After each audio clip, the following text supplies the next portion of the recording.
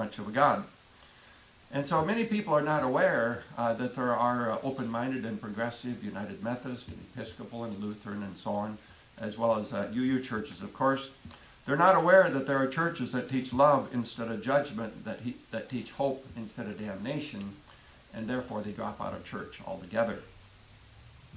We all want to make the world a better place, but it seems to me that we're not going to have much success doing that as long as the teaching of a God of eternal damnation continues to prevail in most churches and in our society at large. This is the issue that motivates me most to travel around the country speaking about universalism. Like I say, we all want to change the world, make it better, but I think we won't have much success as long as the teaching of eternal damnation prevails. And that is because our perception of God has a powerful and direct influence on how we live our lives. If we believe that God is loving and, or rather judgmental and condemning and cruel, then we're likely to live our lives that way as well. It's like the old song, One Tin Soldier goes, "Go ahead and hate your neighbor. Go ahead and cheat a friend. Do it in the name of heaven. You can justify it in the end." Sadly, I see people in our own country and around the world every day seeking to justify evil behavior in the name of heaven, in the name of God. And it's much easier to do that if we believe that God is judgmental and condemning and cruel. On the other hand, if we believe that God is loving and kind and merciful and gracious and patient and nurturing and so on, then we're much more likely to live that way ourselves. I believe this is of enormous significance.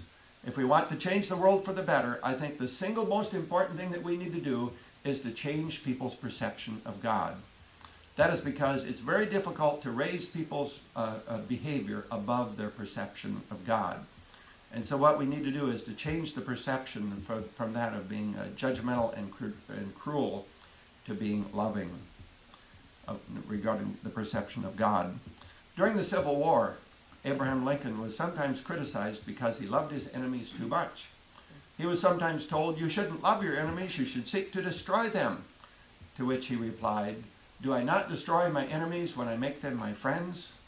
Isn't that powerful? Do I not destroy my enemies when I make them my friends? Abraham Lincoln was a Universalist. He rejected the teaching of a God of eternal damnation.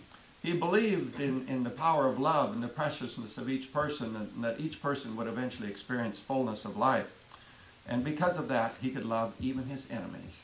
And what a difference that made in how he lived his life. I believe that we who believe in universalism are called to live the same way. We who believe in universalism, who believe in the power of love and the preciousness of each individual, we have something very special to share with the world. Because of that belief, we can rise above being judgmental and cruel and condemning to change the world through love. So we who believe in universalism, who believe in the preciousness of each individual, who believe in the power of love, have indeed a powerful message to share with the world. And it's very important that we do so. There's a man named Robert Short who wrote a book called Something to Believe In. And in it he says, among a lot of other memorable things, "There is too much at stake for us to allow ourselves to be intimidated by the wrathful self-righteousness of the hell-raising gloomy doomies." That's a mouthful, isn't it?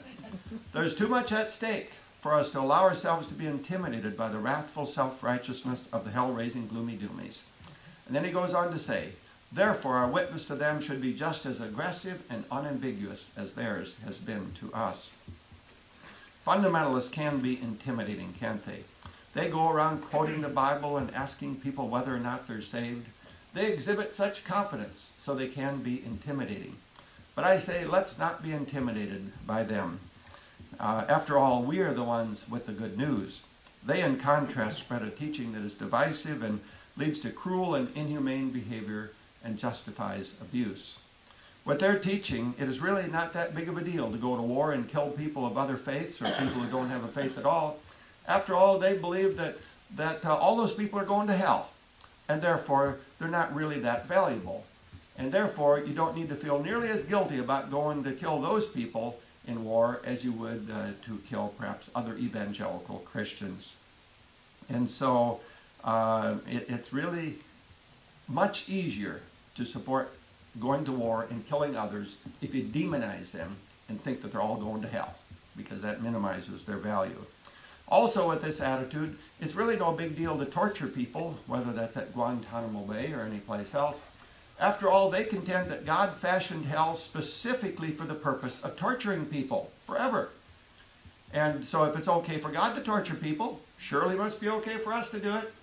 Besides that, the torture that we might inflict upon others, whether that's waterboarding or whatever, that's nothing compared to the torture that they say that God will inflict upon people forever in a literal lake of fire, no less. So we who believe in love, who believe in universalism, who believe in the preciousness of each individual, have a wonderful message to share with the world. And so it's important that we not be intimidated by the hellraisers. The teaching of a God of eternal damnation leads to wars and racism and oppression and abuse, while the spread of the teaching of universalism leads to equality, respect, love, and dignity for all. So I say, let's not be intimidated. Instead, let us freely and boldly proclaim to the world the wonderful message of universalism, and the world will be infinitely better off because of it. Amen.